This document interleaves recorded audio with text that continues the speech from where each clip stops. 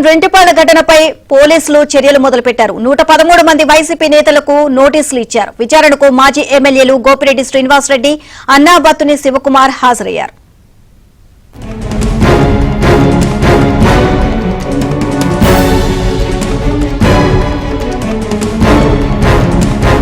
జగన్ రెంటిపాళ్ల ఘటనలో నిబంధనలు ఉల్లంఘించిన వారిపై పోలీసులు చర్యలు మొదలుపెట్టారు. పీడీపీపీ యాక్ట్ కింద 113 మంది వైసీపీ నేతలకు పోలీసులు నోటీసులు ఇచ్చారు. అనుమతి లేకుండా ర్యాలీ, డీజే సౌండ్ పెట్టడం వంటి వాటిని ఉల్లంఘించడంతో కేసులు నమోదు చేశారు.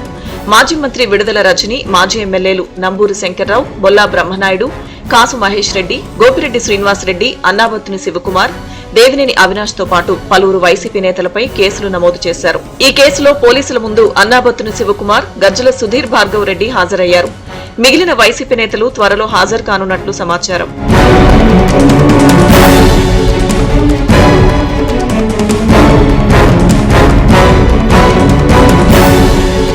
ఇక సింగయ్య మృతిపై టీడీపీ ఎమ్మెల్యే ధూళిపాళ్ల నరేంద్ర కీలక వ్యాఖ్యలు చేశారు. సింగయ్య మృతి కేసులో ₹1 కోటి చేతులు మారాయన్నారు. అలాగే నాగమల్లేశ్వరరావుపై జరిగిన దాడిలో కుట్రకోణం దాగి ఉందన్నారు. నాగమల్లేశ్వరరావుకు వైద్యం అందకుండా చేసేందుకు వైసీపీ నేత ఆసుపత్రికి తరలించి ప్రభుత్వంపై కుట్రకు తెరలేపారని ఆరోపించారు.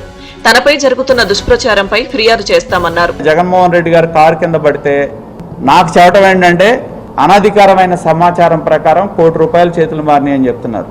ఎవరికైనా కానివ్వండి, వాళ్ళ సానుభూతి పరులైన కొంతమంది ఉద్యోగులు కేసు కథ అల్లటానికి, కేసు నేరేట్ చేయడానికి, ఏది జగన్మోహన్ రెడ్డి కారు కాదు, పలానా కారు అక్కడ ఉందని చెప్పడం, దాన్ని తీసుకురావడం, తర్వాత అసలు వీడియోలు బయటకు వచ్చిన తర్వాత జగన్మోహన్ రెడ్డి కారు అని నిర్ధారించడం. ఇదిలా ఉంటే సోషల్ మీడియా కేసుల్లో ఏపీ హైకోర్టు కీలక ఆదేశాలు జారీ చేసింది.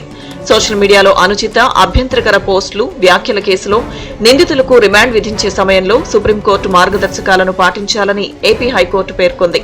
ఈ ఆదేశాలను ఉల్లంఘిస్తే శాఖాపరమైన విచారణ, కోర్టు ధిక్కరణ చర్యలు ఉంటాయంది. మేజిస్ట్రేట్లకు స్పష్టమైన వివరాలు వెల్లడిస్తూ హైకోర్టు రిజిస్ట్రార్ సర్క్యులర్ జారీ చేశారు.